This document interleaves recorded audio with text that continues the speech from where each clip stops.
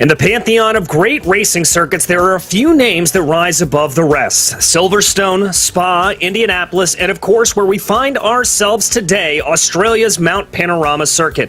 Welcome everyone to round 3 of the Mobileye GT World Challenge Asia Esports Championship. My name is DJ Clark, joined here again in the commentary booth by David Addison with our director and producer Mike Yao working behind the scenes.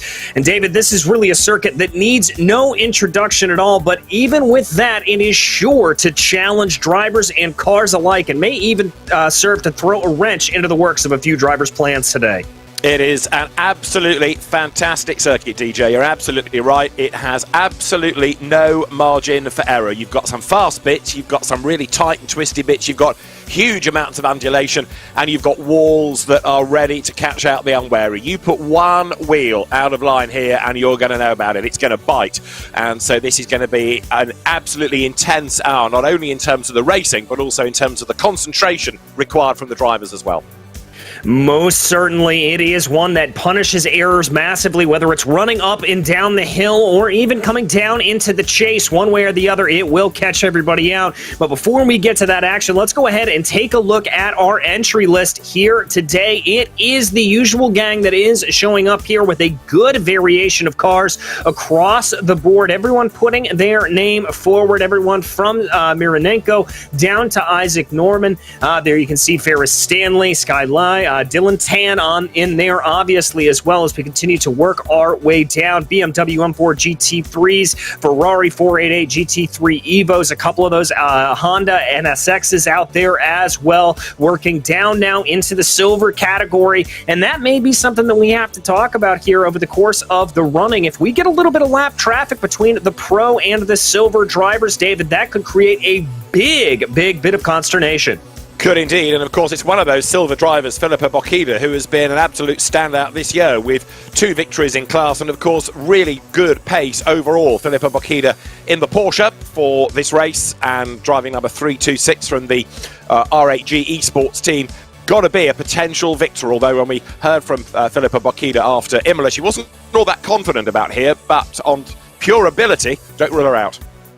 Exactly, and let's go ahead and take a look at those championship standings there as we have a very close run in the silver class between second and third on back, but Filippo Bocchida, as you said, absolutely dominant there, 19 points ahead, having taken wins in the first 2 rounds and by a very healthy margin there. As we look back 11th through 20th, some pretty close running there, and a good race from any of these drivers could certainly be able to propel them up forward and get them more than a hefty few points in that silver standings. Up at the top of the pro category, however, that is very tight up at the top with Dylan Tan and Indica Milana tied on 64 points, swapping first and second in the first 2 rounds. Ferris Stanley there for Rocket Sim Sports, very close there with a Leaf as well, so some good battles up at the top of that field. Looking down through the order, it's the same story. Plenty of drivers there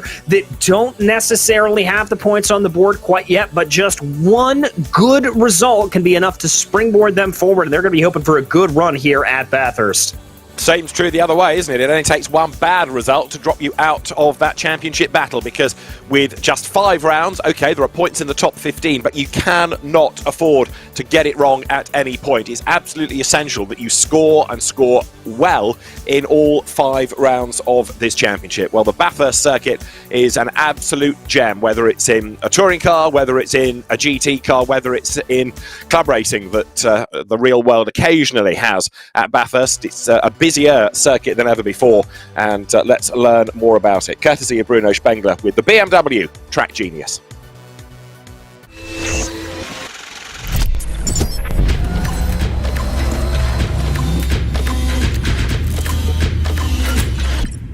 Hi, I'm Bruno Spengler, BMW M-Works driver. I'm your track genius for today's race. Today we are down under in Bathurst. I'm going to show you a lap around here. Let's go.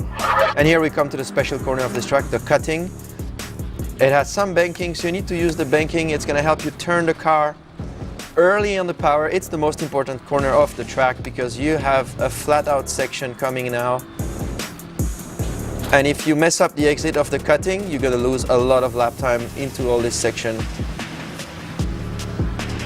That is pretty much flat out. Now this corner is very interesting too, because you're going to just tap the brakes slightly, go close to the wall, play with the brakes a bit as the track goes down the hill, close to the walls, everywhere, and just try to place the car as best as you can in this very bumpy section. And here again, very important to place the car close to the wall, early on the power. And in this corner out, you can actually lose the race because it's so easy to destroy the car there. The car is so tricky on the brakes going down the hill, moving from right to left, so you have to have a lot of feel on the brake pedal. This is very difficult on this track. So guys, I hope you're ready, because now it's your turn. See you next time.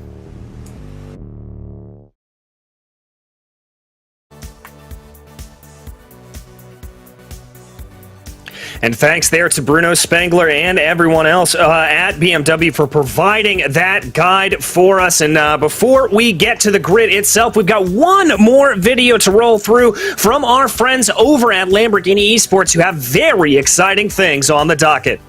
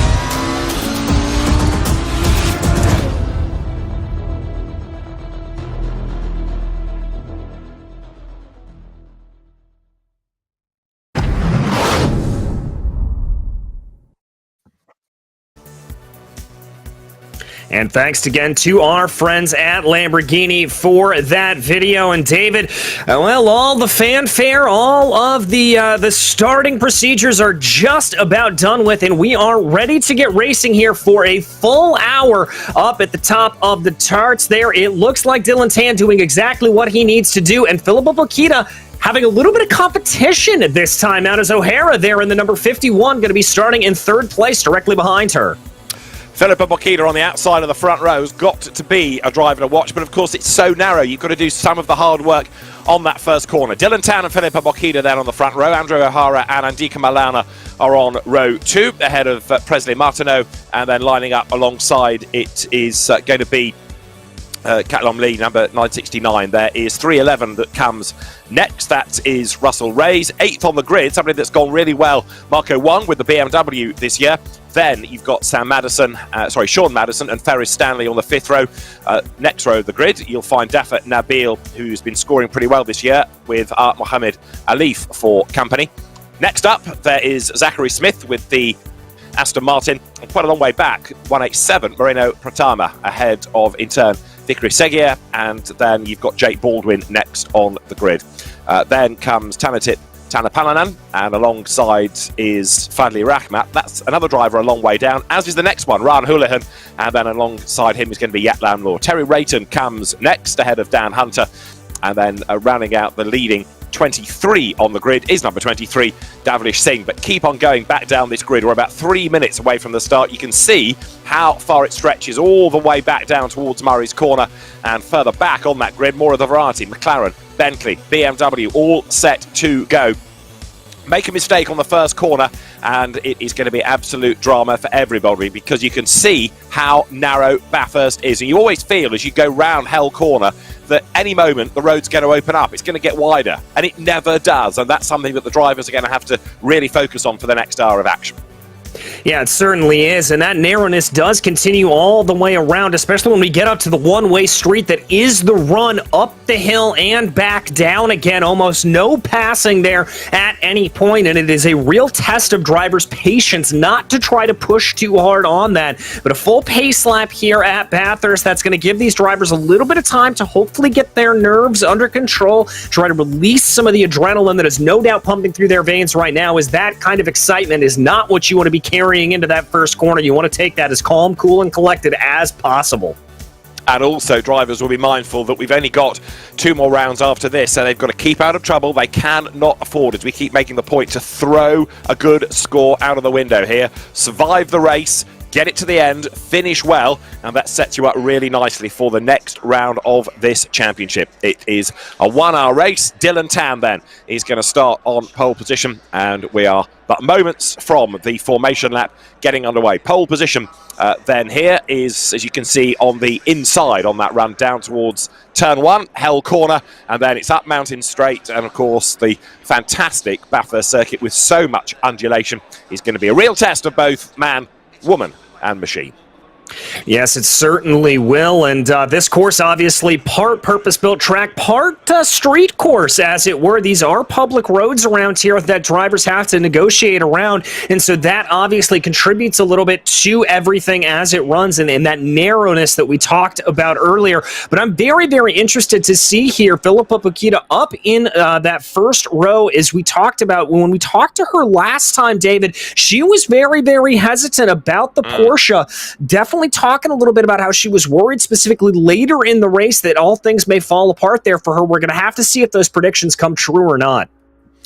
Yeah, but again, what Philippa Bokita will be mindful is of scoring points, and therefore, if the car is only good enough for a 3rd place finish in class, for example, well, don't overdrive it. Don't put yourself in a situation where it might bite. And I'm sure that Philippa, given how well she has driven this year and how intelligent a driver she has turned out to be, I think she's going to be driving within the capabilities of that car, not putting it into a situation that, as I say, could all unravel for her and cost her dearly. So if she banks points in this race but doesn't win, fair enough, she's banked points, but it will help going into that next round of the championship. We've also, of course, got the mandatory pit stop to factor in as well, and it's going to be interesting to see how people play that, whether they leave it to the end of the window or whether they're going to do it early, get it out of the way, and then concentrate on the race ahead. Yeah, it's going to be a little bit of a mixed bag of strategy, and I think it's actually going to be a little bit of a narrowing down of that window because it is such a long circuit around here that the drivers are going to probably try to pick one way or the other to go. You don't want to try to leave it too long, as it can be very, very easy to overrun that pit window if you're not necessarily paying attention. But drivers start to roll off here for our formation lap, and it's going to take a minute around this long circuit. Sure is, but it does give them an opportunity at 6:45, give or take, the local time for the game, to have a feel about what track conditions are like. It's going to get brighter, of course, as we go through the course of this 1-hour race. So Dylan Tan in that Mercedes, which has, of course, proved to be, in whether it's sim racing or the real world racing around here, a car to beat. He's got all that grunt, all that torque up the hill. This is Mountain Straight. There is actually a slight downhill bit to it because you go over a crest, although in real terms you are still rising. Even now you're still higher than you were down on the pit straight. Climb up towards Quarry Bend, which is a pretty fast right, and then a short burst of acceleration before you've got to stand on the brakes and then thread up through the cutting, at which point you're turning and climbing at the same time. There's a lot of climbing to be done at Bathurst. This is the first bit of it. This is Quarry Bend. You'll see there's barely any room on the outside there. Go wide over that curb and the wall is going to greet you. This is the run up towards the cutting. And Dylan Tan, starting on pole position, is taking this pretty leisurely, isn't he, at the moment? The idea of a warming up lap is to go quick enough so you work the tyres to get the temperature into them. He's not doing that much working. Maybe now, as he comes out of the cutting up towards Reed Park, there's a little bit more effort being put in there to generate warmth into the Pirelli rubber.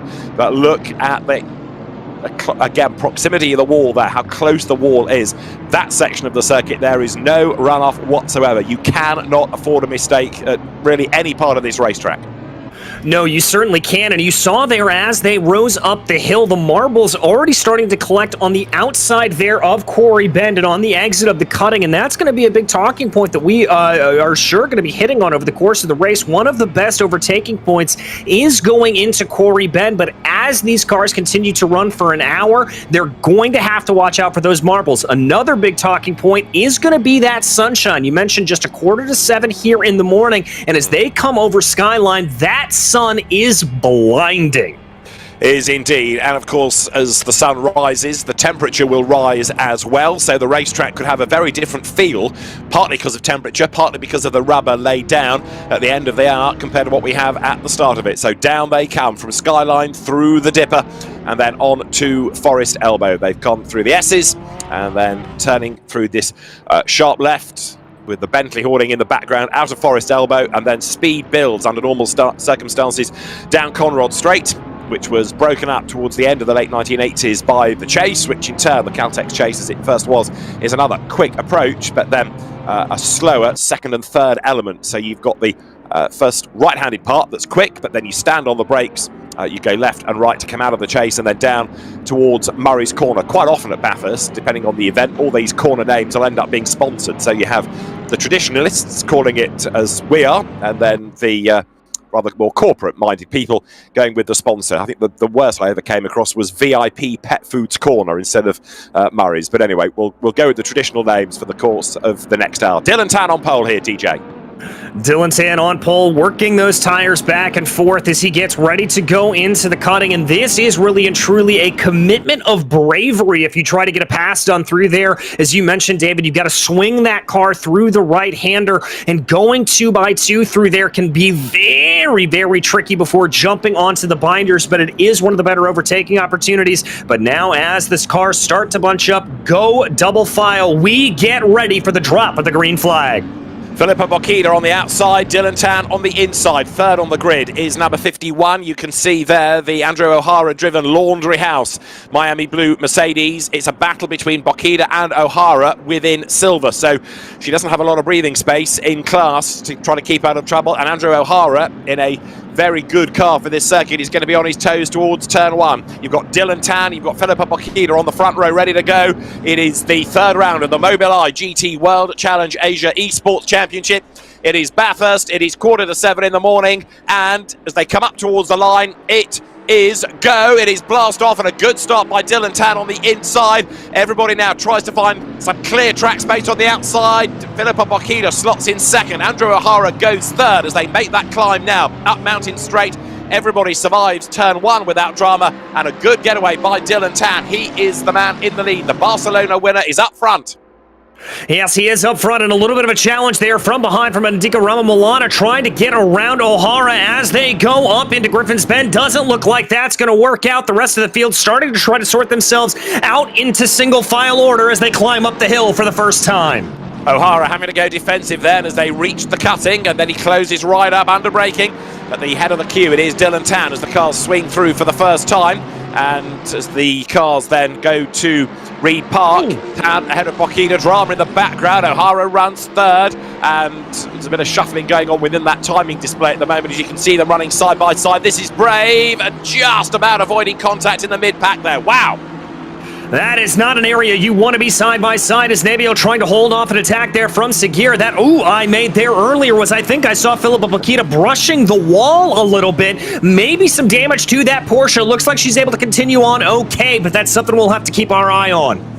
Okay, so has Filippo Bocchida then picked up damage? At the moment, she is still in touch with Dylan Tan, the race leader. It's O'Hara in third, and Dika Malana fourth. Presley Martono is fifth, and the cars then now make that run once more down towards the end of the straight, this time in full race conditions though, and Filippo Bocchida studying the back of that Mercedes, working out whether it's worth a dive right now. The Porsche showing good pace early on in the race. Filippo Bocchida lines up to have a think about the inside midway through the chase, can't do it. Also in turn covered off any possible move by O'Hara, and drama there. Around, I'm afraid, goes the BMW, and as that car is stranded by the side of the road, that has also done damage to one or two others, hasn't it? So strife there. The BMW, the Waco's car, tries to rejoin, but oh dear, oh dear, oh dear. Kin Long Lee does rejoin a long, long way back. And I believe that was Presley Martono that got into the side of him there. Both of them trying to hold out too wide, going through the cutting, and it just looked like that both of them misjudged the braking zone, going off into the grass, and obviously Kinlong Lee suffering the worst of that. Also, I think we had one or two others involved in that, didn't we? Like the Russell Ray's car. Ferris Stanley got hit in all of that as well. So Dylan Tan led at the end of that one by half a second. Now there's a bit more urgency in the way that people are driving up towards the Quarry Bend approach to the cutting. Not quite 3 wide, but not for the one of trying. Tan leading at the moment then by 6/10. So Hara is still third. Bokita second, but leading a class. Malana fourth. Martineau is fifth. And then into the top 6, the very consistent Marco Wong in the BMW, the Z Challenger car. That shuffling at the end of the previous lap has helped 1 or 2, hindered 1 or 2. Russell Ray's is 7th, Sean Madison is 8th, Ferris Stanley is 9th, and then in 10th it is Mohamed Alif. Yes, it is, as they work their way up the hill now for the second time. Russell Reyes looking like he's been able to build a little bit of a gap over Madison right now in that Honda NSX as they now plunge their way back down the hill. And there we chuck a little bit further. Oh, that's I believe one of the Aston Martins having a big off coming up into Skyline. And the wall beckons, unless that can just bounce its way to the left and back onto the circuit. It might just have got away with that. Terry Rayton's Laundry House Audi there blasts downhill. So out of the S's, then through the dipper, down towards Forest Elbow, they turn. Terry Rayton is on the attack. He's also trying to keep everybody else at bay because tucked up behind him is Yap Lam Laws, Waco's Flip Table Racing entry. Further up the road, you've got number 25, which is the Zachary Smith driven Alpha Venturi Racing Aston Martin, and he is all over the traffic now. Yes, he is trying to get a look down to the inside of a leaf, going down into the cutting, not going to be able to get it done. Everybody looking like they were able to get the braking right and correct. Now, this time around, we check back again on Terry Redden as he tries to get things there. Looks like Houlihan right up ahead of him may have kicked up a little bit of dirt, and that could present an opportunity down into Murray's. Now, the Laundry House driver looked at a little bit of an opportunity, but decided better of it. You can see Terry Rayton at work then as the battles rage on over the timing line. That puts 2 laps in the book, side by side there. Look, Mohamed Al-Alif gets run out wide by Zach Smith. The Aston Martin has the grunt in a straight line. The rather more aero-friendly Ferrari on the inside there just about staves him off. And then behind them is then in 187, Moreno Pratama in the Motel Racing Aston Martin. He's trying to split them, but there just is not the room. And round the outside goes Smith, but there's contact is there. Smith sideways. Catches the slide, loses 4, 5, 6 places. It was a little bit hard to see whether that was a slide or there was contact, and there's more strife now because into the wall goes Vickers Seguier, and that causes drama for many more. Yes, it does. That is not the area of the track that you want to be pointed the wrong way. Almost a complete track blockage there. Vickery trying to back up a little bit, get that car pointed back the same way. It's going to take him a little bit longer to go around that way, I think, but he's just trying to find an area to be able to reverse that car and get it back to the right way facing. There he's going to have to do a little bit of an 18-point turn, but at least Seguier able to continue on. Well, that throws him right down at the bottom of the order, and it created consternation for those behind. 1 or 2 others did get caught up in that, so might have picked up damage. Vickers Seguier gets away now, massively frustrated about all of that. So, up front, Dylan Tan leads the way, but Philippa Bokida has done the fastest lap of the race and is now coming back at the leader. Andrew O'Hara is 3rd, Andika Malana 4th, Marco Wong 5th, 6th, Presley Martineau in the JMX Phantom McLaren. Here are the leaders, and Philippa Bokida, who always looked remarkably calm and unflustered about all of this, just getting on with the job in hand. Into the pits, I'm afraid, there was come Terry Rayton. That's looked like he picked up damage in that drama. So Terry Rayton out of the race.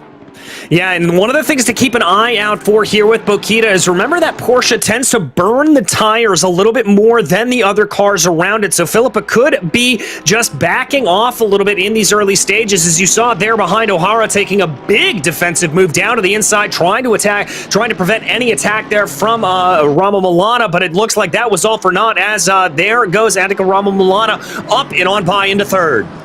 So Malana going nicely, and that also gives Philippa Bokida a bit more breathing space in the silver class as well, doesn't it? In the Silver Cup, with an extra pro class car between her and the nearest rival that she's got, Andrew O'Hara. So we're not even yet at the end of the first 10 minutes, and it's been all action so far. Ryan Houlihan is still pressing on with the Mobileye ex-Laundry House BMW, number 999. He's down in 15th place, though, with work to do as the cars sweep once more through Quarry Bend. Now, there's a really limited amount of grid, and that was proved oh so graphically a lap ago, wasn't it? Yes, it was. Drivers just pushing a little bit too hard through this portion of the track and a little bit too early on. And I do not expect that to be the last incident we see through that area. As we said, tire change is not really expected over the course of this hour race. And as that rubber gets a little bit worn in, gets a little bit less grippy, I think you're going to see drivers slipping and sliding their way up the hill and also down as we plunge through Skyline in the dipper as they try to fight the brakes a little bit. The Bentley going quite nicely here in the hands of Mitch Hobbs, the Happy Laps car. He's dropped pace from others, but he's keeping Jake Baldwin at bay. So as the cars now come downhill, Baldwin accelerates towards the next sequence of corners. In fact, different battle. Ferry Stanley is the target for Jake Baldwin. You can see Jake at work. Stanley in turn has fallen a long way back now from Mohammed Alif as the cars drop down towards the chase once more. Under the gantry, road climbs a little bit over the brow. This is Conrod Straight where it is ultra fast. And here comes Jake Baldwin closing, makes his move. It is Ferrari up against the Porsche and he's gone through. So Jake Baldwin, really good pass that round the outside coming down Conrod.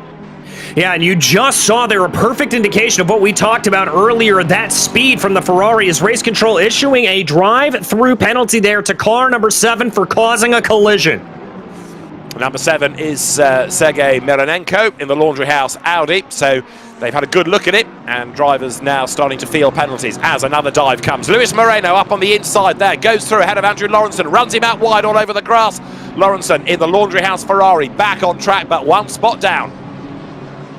One spot down, going to have to try to close back in a little bit more, but we've seen the outright speed from that Ferrari a little bit further up in the field. Watch for maybe a little bit of a fight back here as they go on the mountain straight. Definitely tucking up behind that Aston Martin, not looking like it's necessarily going to be close enough. There is Jake Baldwin, though, who's now going to try to chase down his fellow Ferrari driver, Al Alif, up ahead of him. Absolutely right, and as they're doing the chasing, there's also quite a lot of defending still to go on. So Ferry Stanley now on the tail of Zach Smith, but he's not given up in his quest to get past. You've also got Fahri Rahmat next up, 13th. He's quite a long way down by his own high standards. Bokida still with the fastest lap of the race to her credit, catching back up to Dylan Tan. Andika Maulana, though, could be another threat here. Winner last time out at Imola in the pro category. And look back here from Ferry Stanley's Rocket Sim Sport entry, number 73, the Porsche, working well across the top of the mountain, under the gantry, past the other commentary box you see, sitting high in the air on the outside at the very top of the mountain, and then you plunge down the other side from the S's, down through the dipper, and set the car up for Forest's Elbow. Yes, you do, and this is where I would expect that Bentley to have a little bit of overspeed, but we check in on Presley Martono there on the JMX Phantom McLaren, trying to close in behind Wong in that silver category. Remember, multi-class racing out here at Bathurst, and I think he's going to want to try to get by, but there's that Bentley side by side. Now Rahmat up and ahead by the Porsche. Good move, wasn't it? So, as the race starts to unwind, Fahri Rahmat getting up the order into 12th place, and he's not done yet. Look, we've still got 49 and 3/4 minutes, give or take, still to go. Presley Martineau goes through now. He's up into 6th spot. Other battles lower down the order. Number 138 there, look, is William Sunjoto in the JMX Juniors BMW. Hard at play, and off the road, and back on again he should go, but one up and one down. Sunjoto does rejoin. All that hard work for nothing. Yeah, not paying off there, just missing the braking zone a little bit coming down into the chase, and that can happen quite a bit when you've got a little bit of target fixation up ahead of you. You want to try to be able to outbrake that car, just barely missing it. So we check in on Andrew O'Hara here. Remember, the silver class driver wants to probably try to get back by Milana, doesn't want to let Filippo Bukita disappear off into the sunrise. Indeed so, but of course, as you say, he's lost the place once. It's going to be really hard to retake it. Andika Maulana running in the pro category, starting to edge away just a little bit. In theory, therefore, O'Hara's target for the immediate moment will be to fend off any challenger Marco Wong behind him in the Z Challenger BMW, because O'Hara does not seem to have the pace to be able to get right onto the tail of Maulana, and even if he does, there's the other problem of where on earth around here do you find a way through? GT3 cars are big beasts, and Bathurst ain't the wisest of circuits. It's pretty narrow, as we've been saying, all the way around. Look at that lead gap, that shot up all of a sudden now. Dylan Tan has pulled away by a second and a half from Filippo Bokida, 3rd and 4th. Hit Conrod Straight now, and we're on to the 5th lap of the race as the gap between those Mercedes remains at about, what, 3 lengths? Yeah, I'd call it about that. It looks like it's extending a little bit more there. Milana starting to pull away a little bit down Conrad. So they come into the chase. Let's catch up with replays of what's been going on thus far in the race, because it's been pretty busy as ever with the start, of course, scene of high drama. Let's have another look at that then, because Dylan Tan on the inside line trying to convert that pole position into the race lead as the lights changed, and he was able to unleash the Mercedes and make that run down to turn one, the Mercedes AMG Esports Team LOR, and on the inside line the road comes to him. The sun's still rising, but as the cars climb the mountain for the first time, 1 or 2 run wide, but Dylan Tan up front, really good, solid start. Bokita second, and Andrew O'Hara at that point slotting in third. Yeah, very, very cautious start to the race for all of those drivers. We talked a little bit about not wanting to throw it away. You see there that trying to have a little bit of a look to the outside, going up through Griffin's Bend, not really seeing too much of that. We check back here, a little bit of the argy-bargy that we saw coming down into it, very close together. I did not realize just how far that BMW was over onto the grass there. No, indeed, they got away with that, didn't they? But only just. And then as they get to the midpoint of the chase, the McLaren brakes as late as is possible. They both run out of road. The BMW, in a sense, then bouncing off the traffic, Kin Longley really had nowhere to go. He was judging his pace against the McLaren. The McLaren was wrong. That, in turn, put him on the grass, but he wasn't able to save the slide. So that's what did for Kin Longley early on in the race. We've lost Terry Rayton. He has retired. The drive-through penalty for Sergei Mironenko for early drama as well, still having to be served. Presley Martineau in the JMX Phantom McLaren is doing a pretty decent job here, isn't he? He's starting to close on that traffic ahead of him. Yes, he is, and that's Wong up ahead of him as they run, trying to close in. Wong, obviously one of those silver-class drivers there, and I think Marco definitely wants to try to hold on to that podium. Remember, he's running second in the silver-class championship here at this point. He needs to try to get a little bit of a move on and maybe get a position over O'Hara. Those two only separated by about 20 points in the championship. So down they come to the end of the lap. Zachary Smith has also been on his toes over the course of this, and he comes up now to have a go at the Ferrari of Jake Baldwin there, the Happy Laps car, on board with Smith coming down towards the chase. Is he close enough to have a go at the right? No, he's not, but he might do to the left, so Baldwin covers off the inside line. Zachary Smith in the Aston Martin tries wide in, tight out, looks to get the run one side and then the other. What he needs is the inside line coming down towards Murray's, but he can't find it. He's only got the outside line. It's the longer line, it's the slower line, but he brakes ludicrously late, chucks the car in, still side by side. Up the curb goes Smith, and they're side by side briefly onto pit straight, but Baldwin just stays ahead. Great racing though. He's got to watch out because here comes Rockpot behind him in that Bentley. We talked about the speed of the Bentley there, but look how quick that Aston Martin of Zachary Smith, able to take Hell Corner, really able to keep up that pressure here on Baldwin, and now it's going to be a battle of the draft here as we charge up the mountain straight. Great racing, isn't it? And the circuit lending itself to this. The pit window is now open, so let's see if anybody is going to serve an early stop, get out of the traffic, get the pit stop done, or whether it's worth saving it to late race, because if you rejoin at the wrong time, you're going to be mired in traffic once again. Right now, Jake Baldwin cannot shake off Smith, and they've both been caught by Fadi Rahmat, so 10th, 11th and 12th, pretty much as one. Yeah, running very close together. Here's Yat Lam Law a little bit farther back in the field, leading a train right now of silver class car, including Hunter and Dobbs right now, as he works his way up around for the Waco's flip table racing machine, trying to see what it is. Hunter looking a little bit squirrely there behind in that NSX. It has to be said, that car dancing a little bit coming up the hill. So Yatlam Law trying to recover from that time lost early on in the race. He is doing a good job though now. So the BMW from the Waco's flip table team slightly delayed on that opening lap, but fighting its way back into the mix. 20th he runs at the moment. Trouble is, he's trying to attack, trying to defend as they come down towards Forest's elbow. Life is not easy right now, and you can see the concentration on his face. Yeah, and that is one of the trickiest parts of the track, David. You're coming downhill, so you have the force of gravity working against you and working against your brakes as you plunge down the hill. So very difficult to get it right and so very easy to get it wrong, but here comes a move for the Honda. Down the inside then, full send coming to the end of the chase, and the job is done. But no, it's not, because off the road, look, all of a sudden goes Dan Hunter, carried all that speed then as he braked, the back of the car just snapped away. Oh dear, oh dear, oh dear, and it creates mayhem behind as others have to dodge in avoidance. There's damage to the Aston, there's damage to the Mercedes. Others delayed, people go for the pits to try and sort out the damage. Mayhem broke out, all because Dan Hunter was just that little bit too quick. When he hit the brakes, he lost the Honda, and that just caused drama for everybody.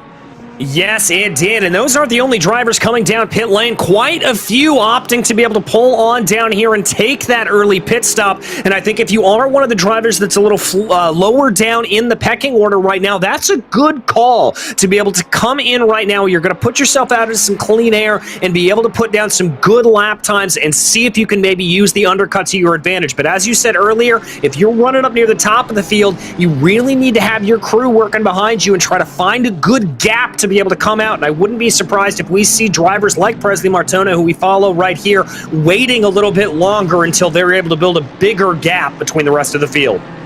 It would make sense, wouldn't it? Ferris Stanley is one of those that has pitted. Now, that might be for damage picked up in an incident. It might be to get the stop out of the way. It looks like it's a long stop, given that the P is still there. When that little orange column next to the car number goes green, that's the indication that they have served a mandatory pit stop.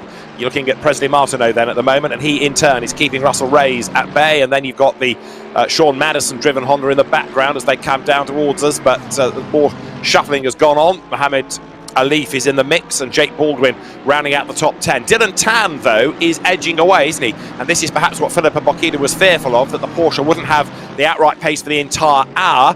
We're getting another penalty now, a drive-through for Kinlong Lee for an unsafe rejoin. Philippa Bokita looks as though she's now having to adopt the stance of winning the class, not the race outright. Yeah, I think that's what she's going to have to be doing here at this point. Looks like she just is not able to keep up behind Dylan Tan as they run. But Presley Martona definitely been able to keep up. Oh, is Shaquille having a little bit of a problem coming up and over through just before Skyline, looking like that car got a little bit sideways. Absolutely, the Gamasala Racing Esports McLaren, Shakila at the wheel of it, in real drama, but it limps on. Whether it's going to be able to survive the race is a bit more of a question mark after that. But right now, Tan to Bokita, nearly 3 seconds, and Dika Maulana is another 3 seconds back. So actually, Philippa Bokita is relatively safe in that second place. Andrew O'Hara, though, is falling away. Then you've got Wang ahead of Martineau, ahead of Russell Rayes next up. So good little fight going on there between them.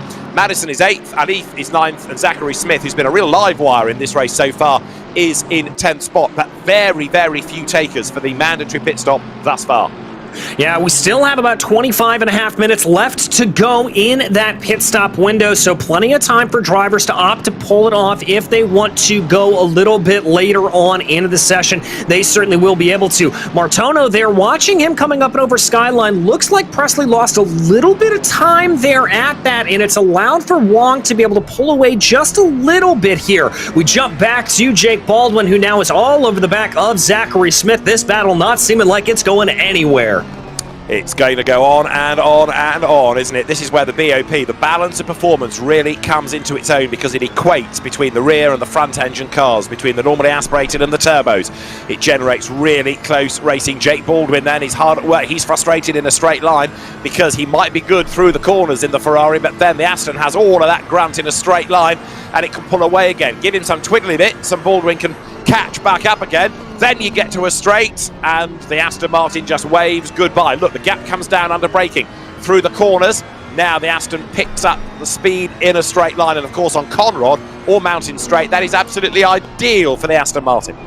Yes, it is, and I think it could be a little bit of also outside of the BOP. We could be talking about some setup differences. Remember, these drivers are able to tweak and tune these setups and the aerodynamic abilities of the cars, and I think there that we could be seeing Baldwin maybe running a little bit of a heavier downforce set, just wanting a little bit more stability up and over the hill, and that in turn is compromising his straight line speed and his ability to be able to get a pass done on Smith.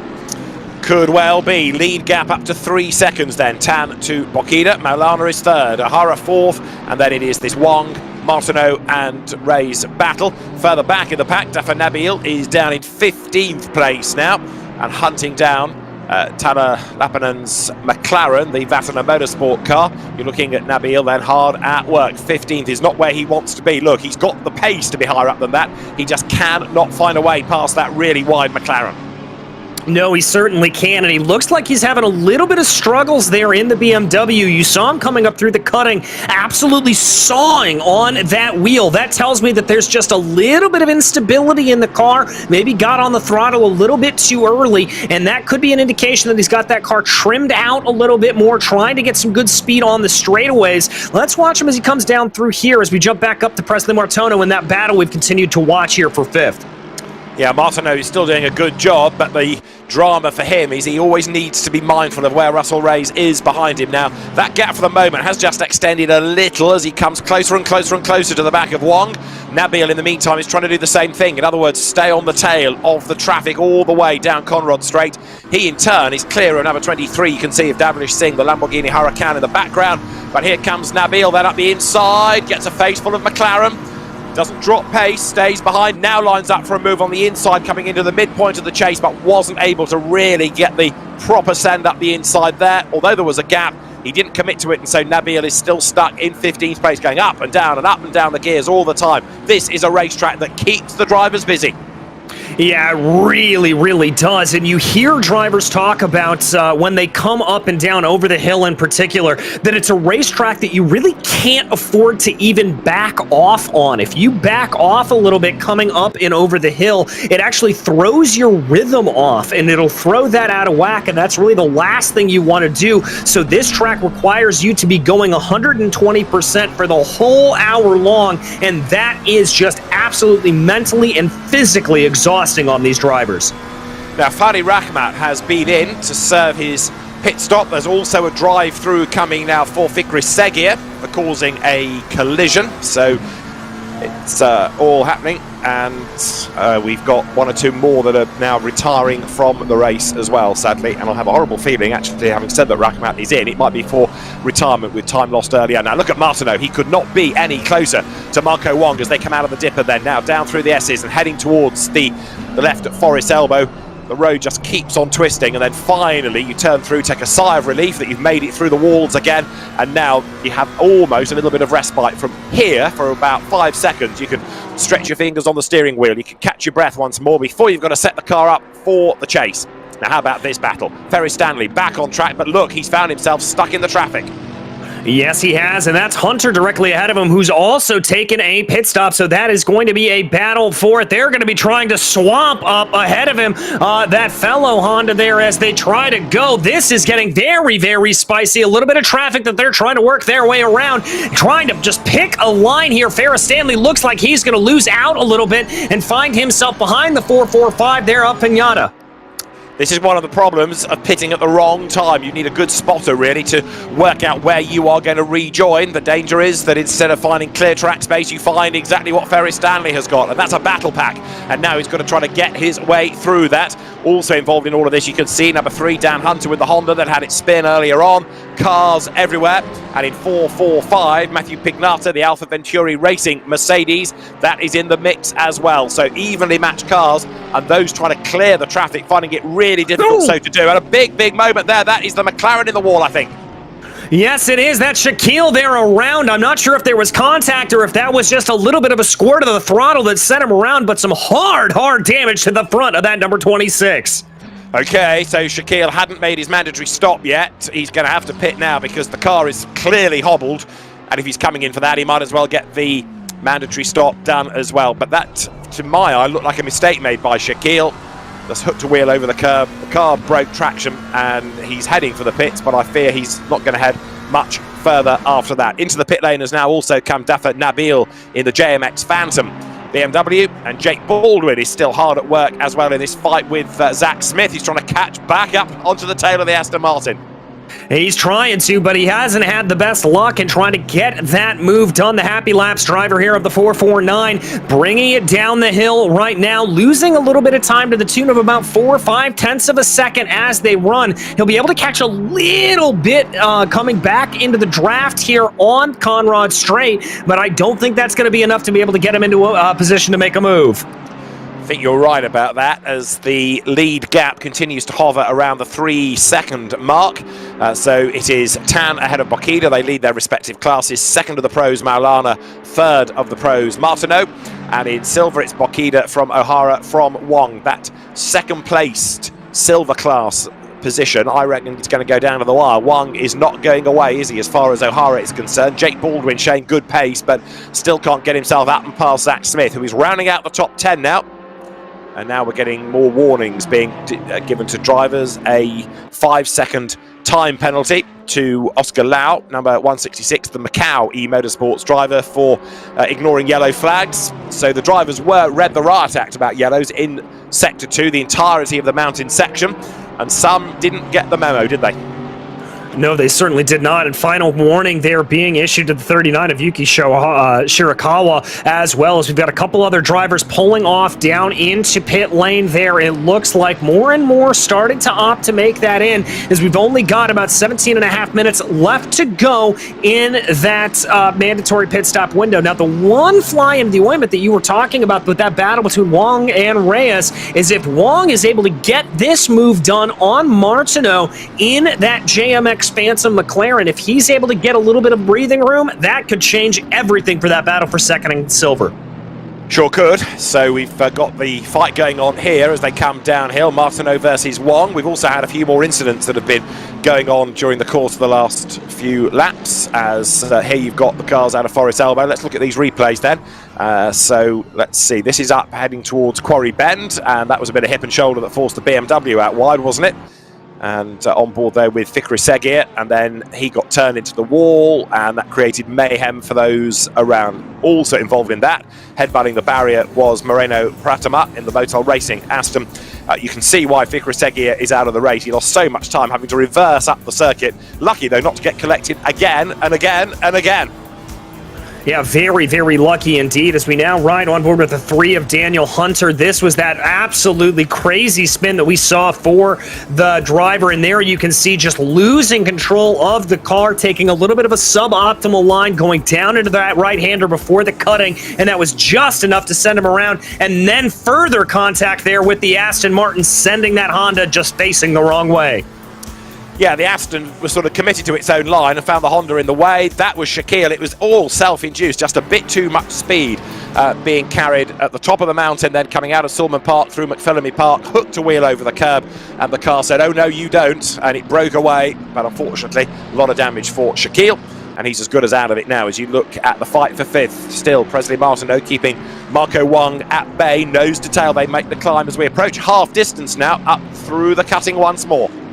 Where has the time gone? Absolutely electric race here, keeping us both on our toes. And another penalty being issued out now to the number 21 machine.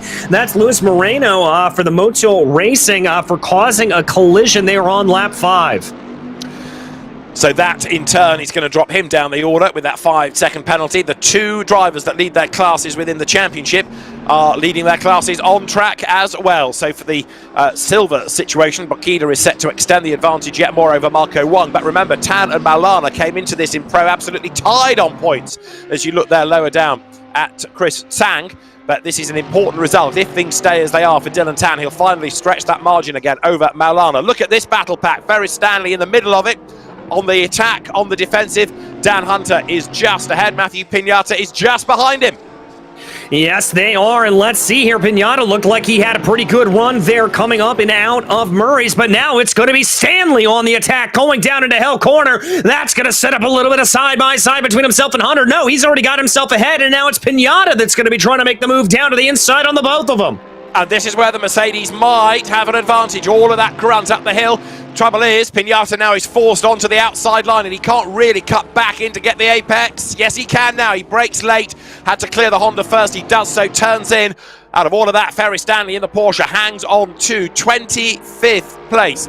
Pinata is behind him, so Dan Hunter, the one that loses out then, he falls way back down the order. 2 places lost on the climb up the hill. Stanley, therefore, gets up to 24th.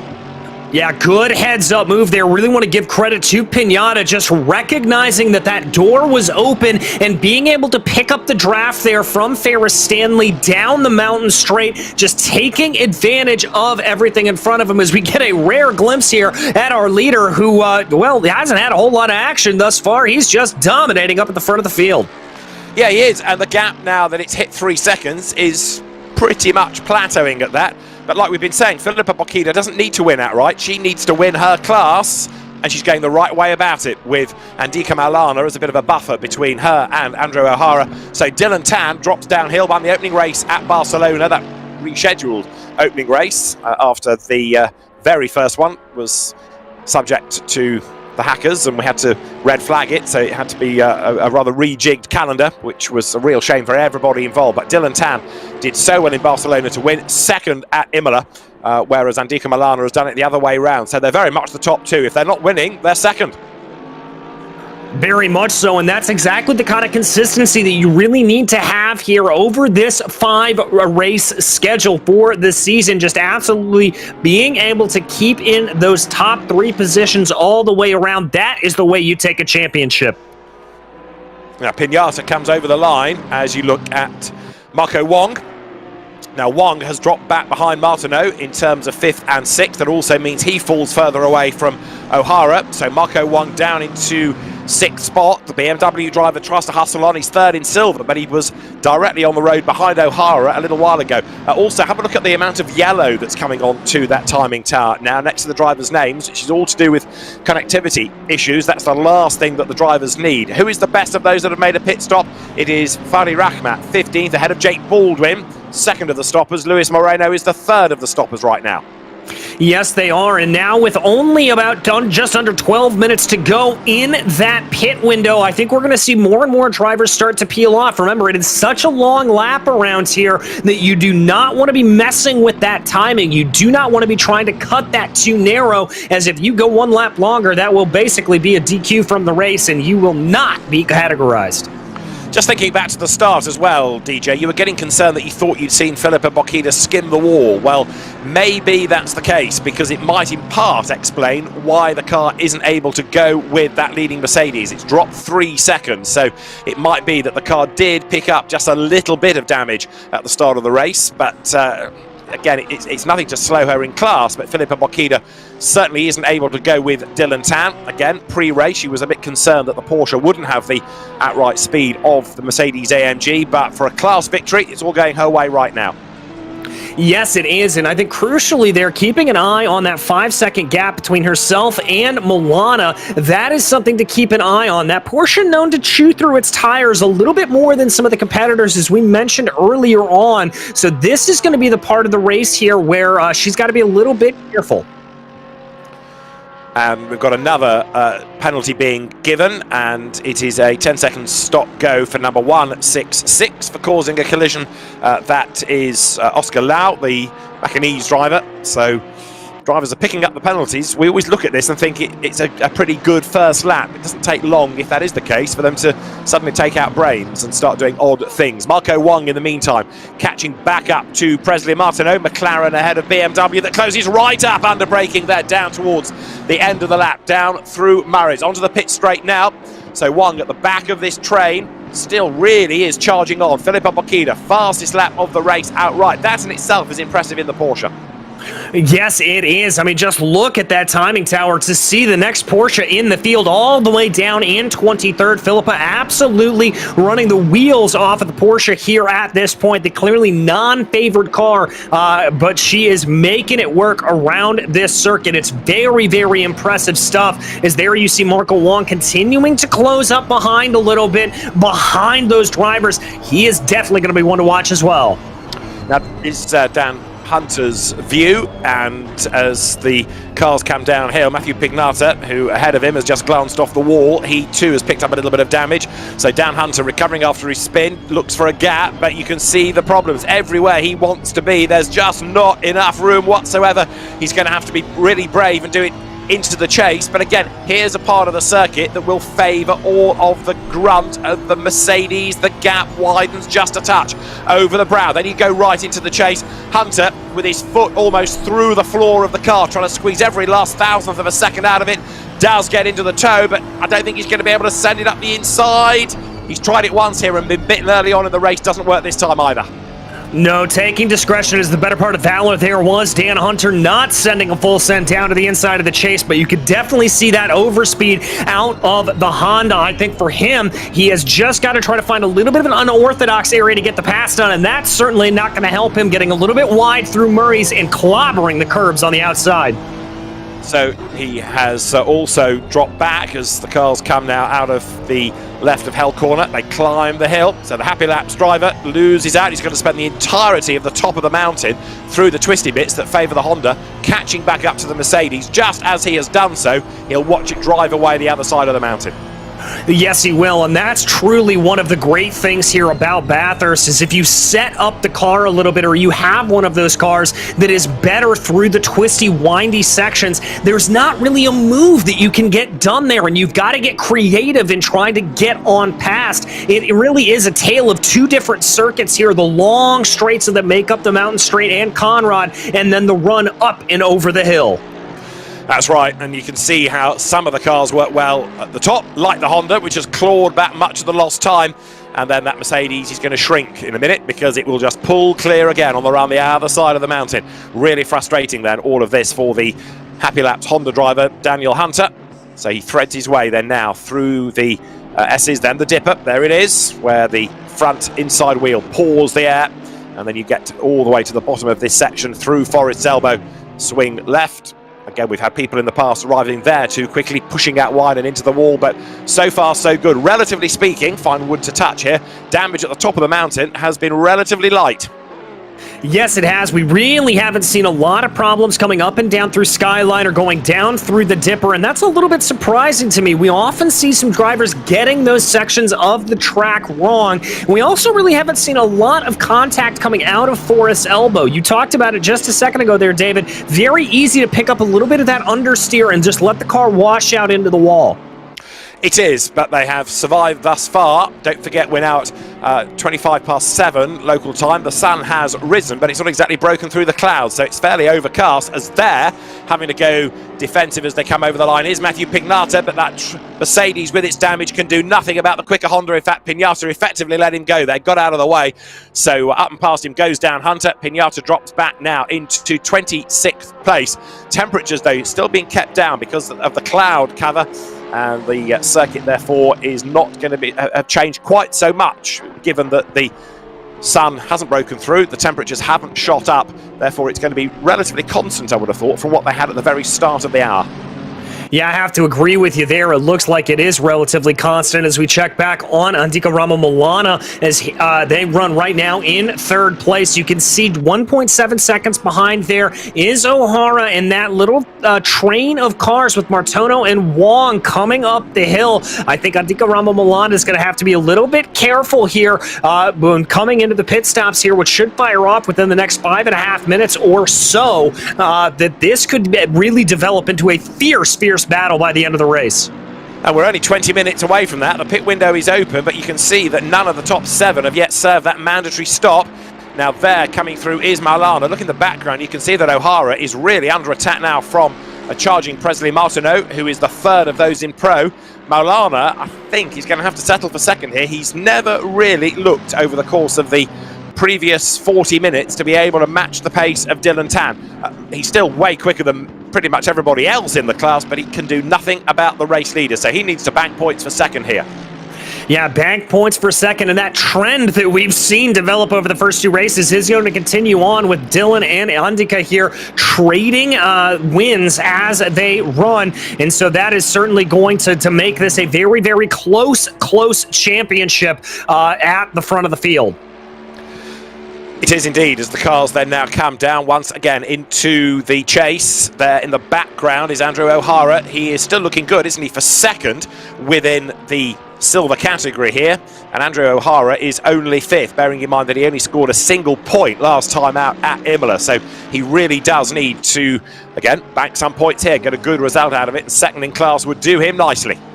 And I think something happened to Presley Martono there, David, coming out of Forest's Elbow. He hit the wall, I believe, dropping all the way down to 12th place here. So that is bad news. You're right, Martineau drops a spot. It brings Wong up to 5th. It brings Sean Madison up into 6th. So Presley Martineau making a mistake, hitting the wall, and that instantly has pretty serious consequences. Yeah, it does. Absolutely dropping him down. Would not be surprised here if we see Presley come on down pit lane, as we do have a couple more takers here on the Leaf looking like they're going to be coming down. And indeed, Presley Martono going to be the latest to come down, as is Thanapoulon. So with only 18.5 minutes of the race to go, more and more of these pit stops now having to be cycled through. But Tan and Bokita, 3.4 seconds between them, stay out. Dylan Tan leads for the moment, and the Mercedes AMG clear at the top of the mountain. Been a really good drive thus far, hasn't he? He has not put a wheel out of line.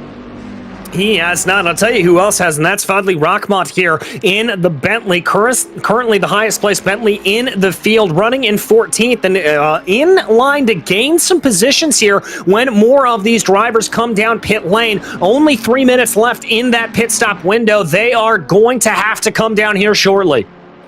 They are indeed, as you look at Fadli Rahmat. Now, he was one of the first to stop. Is that going to play in his favour? We won't know for sure until we get to the last few laps of the race, but Rahmat is in 14th. Now, he should gain another place. He does. He's up to 12th now as others pit, such as Presley Martineau. So, yeah, little by little, the Bentley is gaining ground. I don't think it's going to put him in for a win, but it is going to bring him back into the equation.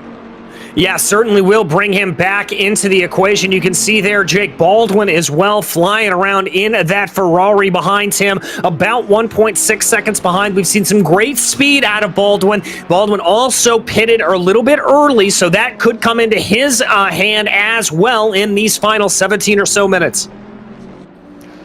Now we've got the pit window open for just 2 more minutes. Tan is in, Bokita is in. These are crucial pit stops. Now, they've got to take on at least a litre of fuel, but is there need to do anything else? I wouldn't have thought tyres was an issue. I don't think they've picked up damage. Bokita may have grazed the wall, but for Tan, this is really just a splash and then dash, isn't it? Yes, it is, and I think that's going to be the order on issue for all of these drivers, and that window is closing rapidly, so everybody coming in here, if they haven't already, they are already back out and on the track. There is Dylan Tan able to get himself ahead of some of that slower cars, and that is going to be a perfect run for Dylan Tan. Filippo Bokita will have to deal with that lap car behind in front of her now. She will indeed, and you can see that that gap has again gone up. It's still quite a large one. Equally, though, Bokita's target for this race is to win the class. And Andrew O'Hara has pitted, admittedly, but has also got Wong a lot closer. And I still think it's going to be Wong fighting O'Hara more than O'Hara to Bokita. So you're absolutely right, DJ. She's got to clear that back marker, absolutely.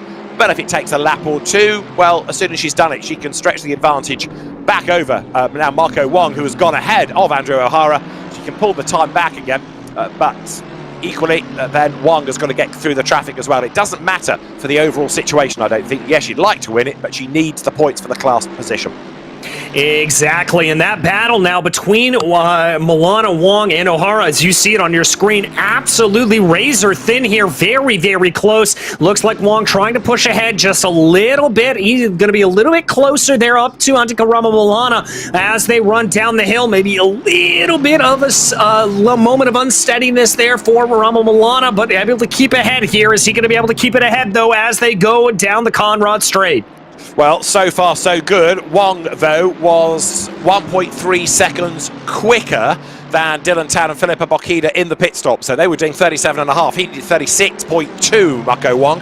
So it's very much brought him back to the races. And now here he goes, not only for another place, but it's an overall place. It's going to give him the podium. This, and easy does it through on the inside line. Back through on the inside, tries to go Maulana under braking for the midpoint of the chase. Can't do it. So Marco Wong in the BMW, beautiful pass that, lined it up midway down Conrad, up the inside line, got the job done for the mid part of the chase. And so Marco Wong now is up into third. All of a sudden, this is going to be very interesting to see what his pace after the stops is like relative to Filippo Bokita. He's 8 seconds back, but on an absolute mission. On an absolute mission here, and I don't really know if he's going to be able to catch Filippo Bokita necessarily, but we will have to see as those gaps go down. Now, the big challenge is going to be here to Andrew O'Hara if the Laundry House driver is going to be able to get by Antikarama Milana and be able to keep up that battle for second place in silver. That is his primary objective right now. So it is indeed, but equally Marco Wong's objective is to try to get up with Filippo Bokita and spoil the party. She's won the previous 2 races in class. It might not be 3 out of 3. If Wong can get away from the traffic, he kind of needs Maulana to have to go defensive against O'Hara. It's not quite happening yet, so Wong doesn't have the breathing space, but what he does have is clear road ahead of him with 13.5 minutes on the clock, and now he's going to push like mad. Yeah, push like the Dickens here. You can see the cars bottoming out a little bit as they run up through McPhillamy Park. Now flying their way up the hill, getting ready to go down and through Skyline. It looks like O'Hara just loses a little bit of time here through this section of the track, and then good under braking as he closes down on the fellow Mercedes there of Milana in front of him. But pace of Wang is what's going to be interesting. If he can shake off those two Mercedes, then he's got a real chance of being able to go after Bokita's Porsche and the class victory.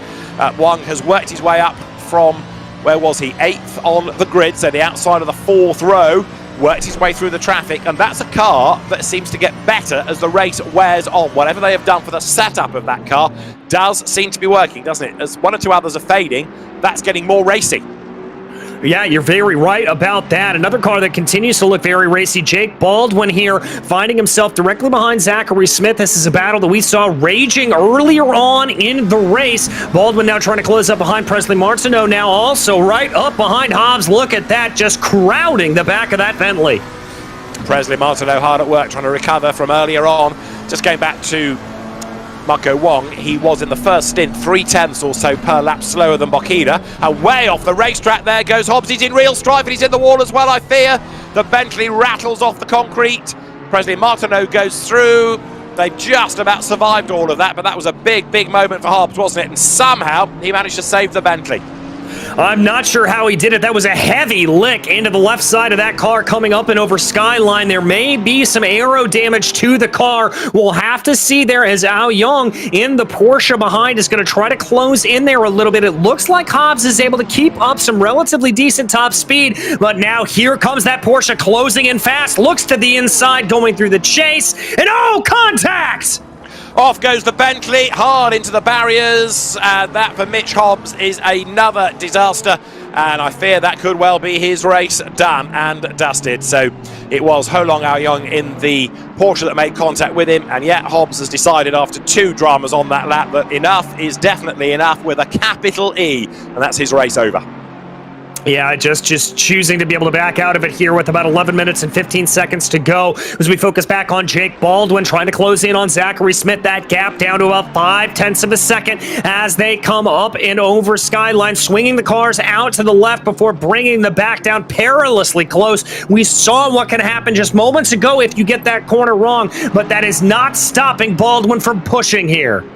Absolutely not. Jake Baldwin coming back then at the traffic ahead. He has spent most of his race looking at the back of Zachary Smith's Aston Martin, hasn't he? The Alfa Venturi racing car, the colour scheme, and that's going to be ingrained on Jake's brain when he goes to bed tonight. The Happy Laps driver still stuck in 11th place, but it is not for the want of trying. Remember, we looked at this earlier.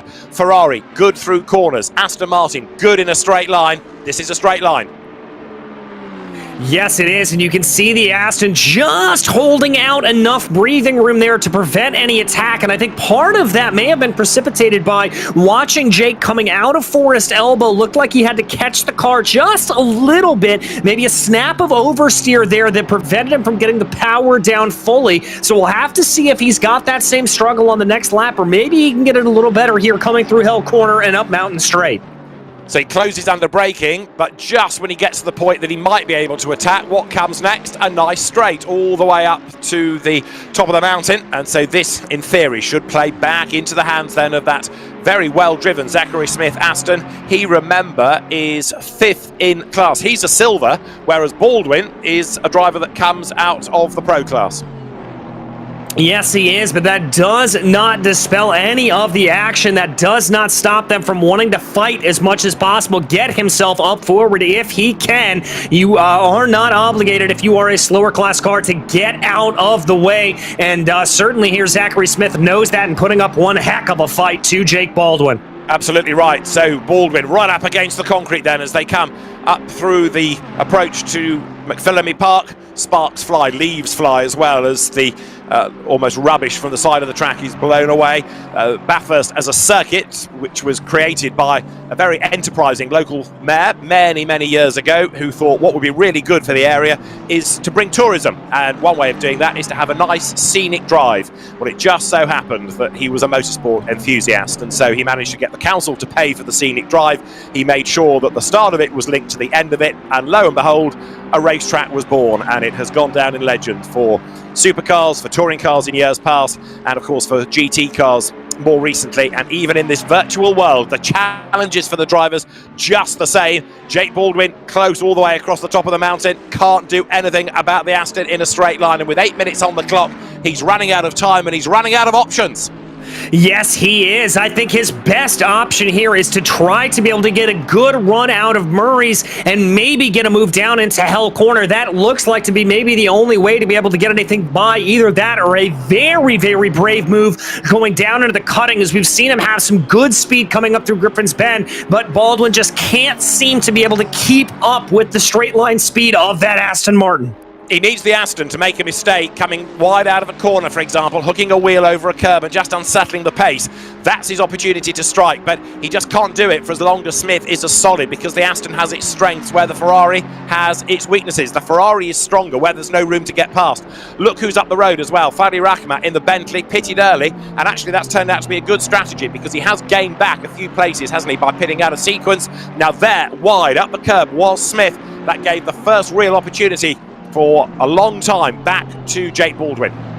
Yes, it did, but Baldwin not quite close enough to be able to attack there up through the cutting, and now is where you really begin the one-way street up and down the hill here. He's not going to have any opportunity, maybe a little bit of contact there with the outside wall, just a quick brush there for Jake Baldwin in the Ferrari. You can see him continue to try to close down here, definitely getting that gap down about 4.5 tenths of a second as they plunge down the hill over Skyline right now. Oh, man, you can see how hard they're both pushing, just that close to the wall.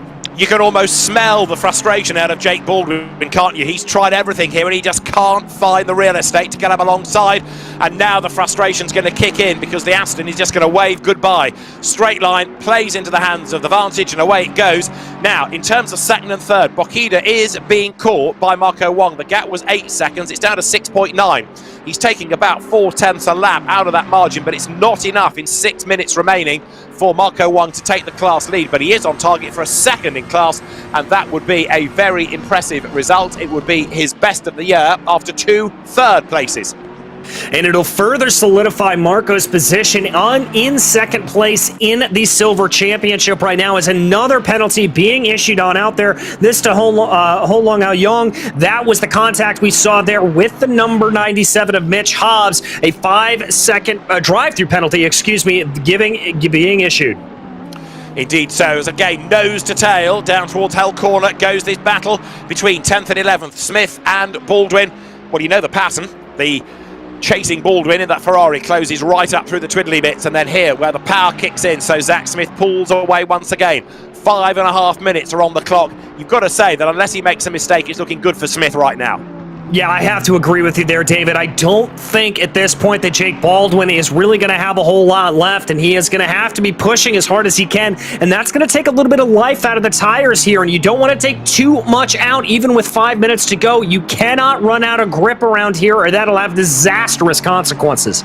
Same's the point as well of being in the draft for too long, because if you're sitting too close for lap after lap without getting past, you're running in the dirty air, which therefore unsettles the aero of your car, which therefore makes you work the tyres harder. So that potentially is another reason why Baldwin on occasions does seem like now to drop even further back, just to give his tyres a breather, give them a lapse respite, then he can push on again. But the trouble is, even when he pushes, he kind of hits this metaphorical wall, and that's a wall made out of Aston Martin.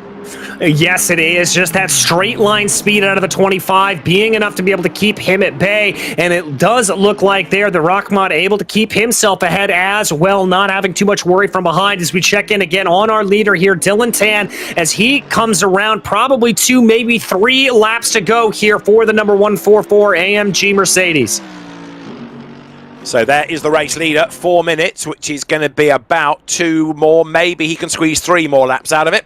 Dylan Tan looking good up front. Right, let's catch up with other big dramas from earlier on in the race, with cars here coming over the brow, riding the curb. Was that the Bentley? Hard into the wall. Big hit.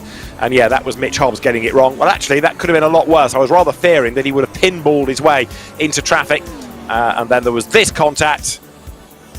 That was quite a hard hit, wasn't it, at that speed, and it did a lot of damage to the Bentley. Yeah, it certainly did, and that was the drive-through penalty that was issued to Aoyong there that you saw, and I've got to say from race control, probably well issued there. That was a pretty aggressive move to the side there from the Porsche driver. Was indeed, as up front, Dylan Tan leads Philippa Bokida, and further back, Zach Smith leads Jake Baldwin. Here is one sentence we have prepared earlier. Nothing has changed in that. Jake Baldwin, I almost now think he's having to settle for place. He's tried everything for basically 57 minutes and it's not worked. Now is the time to almost accept defeat. Bearing in mind they're in different classes.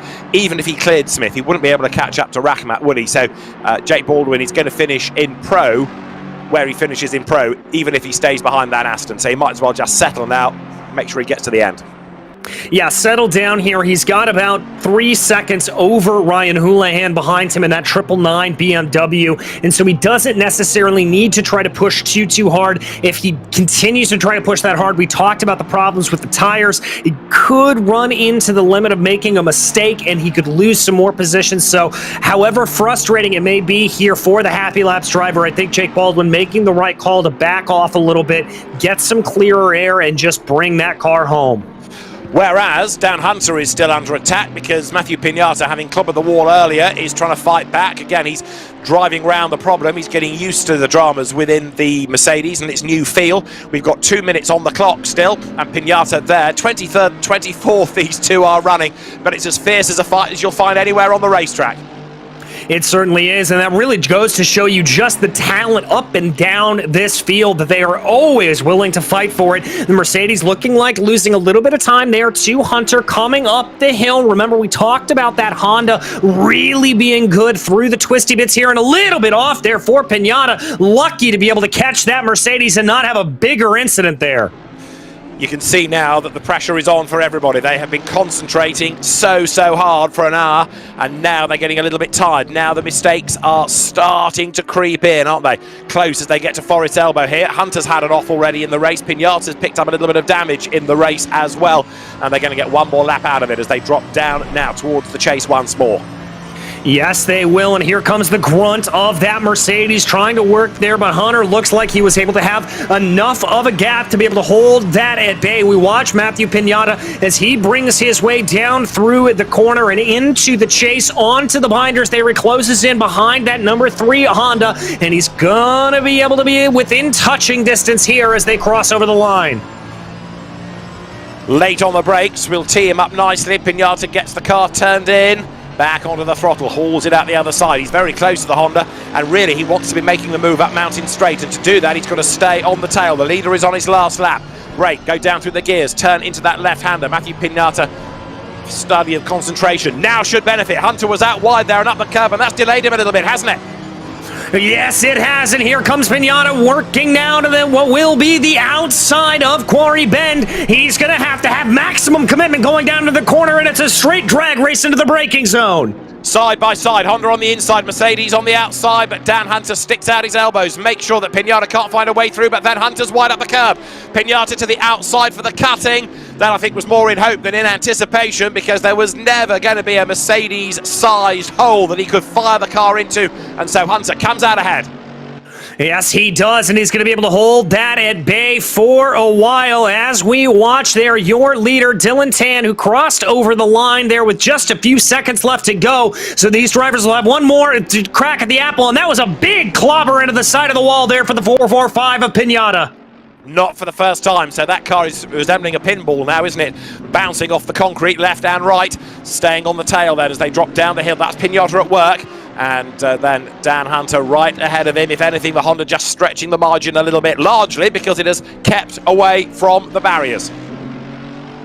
Yes, he has, and that is exactly what it needs to do as we focus here on your leader coming out of the cutting for the final time, working his way through the series of parks and down and up and over Skyline. Only one more run down this hill for Dylan Tan.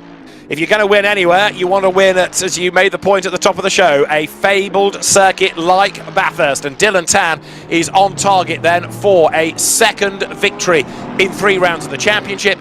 Filippa Bokida is on her way to a third-class win out of 3 rounds of the championship, and this has been a mighty performance by both of them. Dylan Tan has only had wins and seconds. Filippa Bokida, no matter what gets thrown at her, just keeps on winning in the class. But Dylan Tan here, DJ, is on his way to the checkered flag. Yes, he is. Only about 3 more corners to go for the Mercedes-AMG driver. Brings it down now into the chase. Nice and easy. Good around the corner. Only Murray's to go here for Dylan Tan. A corner to go, a second victory heading his way. This will move him back ahead in the championship situation with 2 races to go. Bathurst honours go to Dylan Tan. He wins round 3 of the Mobileye GT World Challenge Asia Esports Championship, and he wins it in style. Filippa Bokida is going to be the silver class winner. She takes second. Marco Wong closing towards the end, and right there behind in third as they come across the stripe. Andika Malana fourth, Andrew O'Hara fifth, and almost under the radar, unnoticed for 6th, is Sean Madison in the Honda. But that was a really good, steady drive by him as well. Yes, it was, and we saw the power there out of that Honda, specifically up and over the hill, as we do have a little bit of a battle further back in the field here. This is Ferris Stanley trying to close in on the back of Williamson Jota with just a little bit left to go on the lap.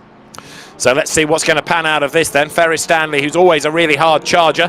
Sunjoto was off the road early on as well, wasn't he? But he's managed to recover from all of that, string together a better recovery. And so 21st for Ferris Stanley is what beckons, because again, although the Porsche is so close, is there a gap as they come into the chase? He's almost there.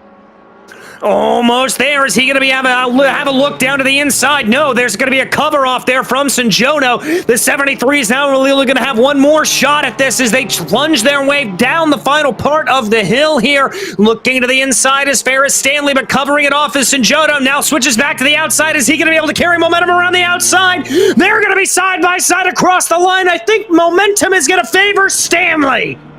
Really good racecraft that. You could see him eyeing up the move from 3-4 corners back, and Ferris Stanley has never worked harder for 20th place, but he worked hard and he got the spot. That was a good job, well done. And Dan Hunter prevails. He's 23rd ahead of Matthew Pinata. Another really good battle, and up and down the field, some great racing all the way through. Fantastic to see the drivers coping with the rigours of Bathurst so effectively. So a really excellent drive that by Dylan Tan to win outright, and Filippa Bokida makes it 3 out of 3. Yet another silver class victory. Absolutely dominant here from Dylan Tan and dominant from Filippa Bokida. That is a phrase that we have been saying this whole year long, and really since the drop of the green flag here for Dylan Tan, never ever looked back. Just absolutely pixel perfect around this tricky Bathurst circuit. Well, a great job by Dylan Tan. Absolutely outstanding drive that to take honours, and Filippa Bokida coming through for 2nd place. Andika Malana eventually falling back behind Marco Wong. I've got to say, Wong for me was one of the drivers of the race there, winning big on the pit stops. Yeah, most certainly. Really able to pull that out, and being able to get that good finish there for Marco Wong is certainly going to help him solidify that position. But we are going to be able to now to talk to our pro class victor there, Dylan Tan. Dylan, a flag-to-flag victory there for you. This one's got to feel good. Yeah, it felt good. Finally won after so long. Yeah, and I would like to thank my team, Legion of Racers, Rama, Melvin, and Fadli for helping me a lot. Yeah. Well, I mean, it looks absolutely dominant out there. Did you have any worries over the course of that race? Any scary moments?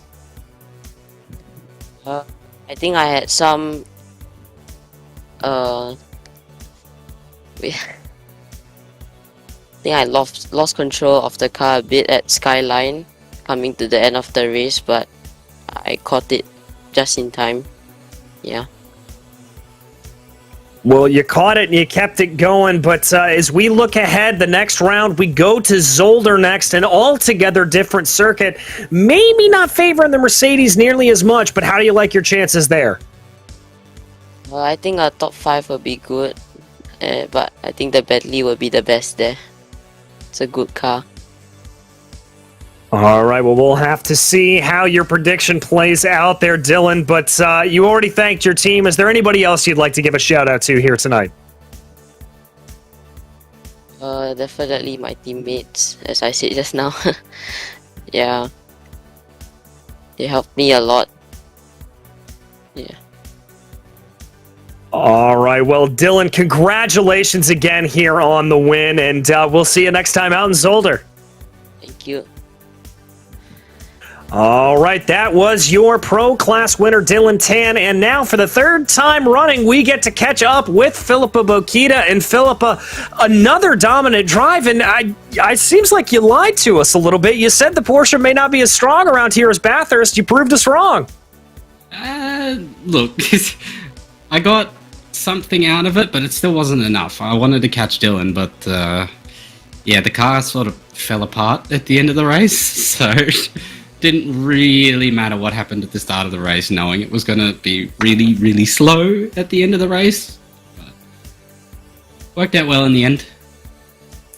I mean, I'll certainly say it did, and you looked very, very confident there early in the going. I do have to ask you, though, it looked like on the first or second lap you may have made a little bit of contact with the wall. Or was that a little bit of an optical illusion, or were you nursing a little bit of damage? I don't remember hitting that early, but I remember hitting about half an hour in and then every lap to the end. Well, you managed it well. Hopefully next time out we head to Zolder, a little bit more of a twisty track as they run. Do you think that's going to favor the Porsche a little bit more? Do you think you're going to be able to continue the winning ways? The Porsche's really good there. I'm not at the moment. It'll take some work. I've got the team behind me, RH, so I mean, should be able to figure something out, but that chicane is a bit of a mess. Yeah, I can't disagree with you on that one. I've never been able to get it right myself, but you know the drill here at this point. Anybody you would like to thank for yet another good victory?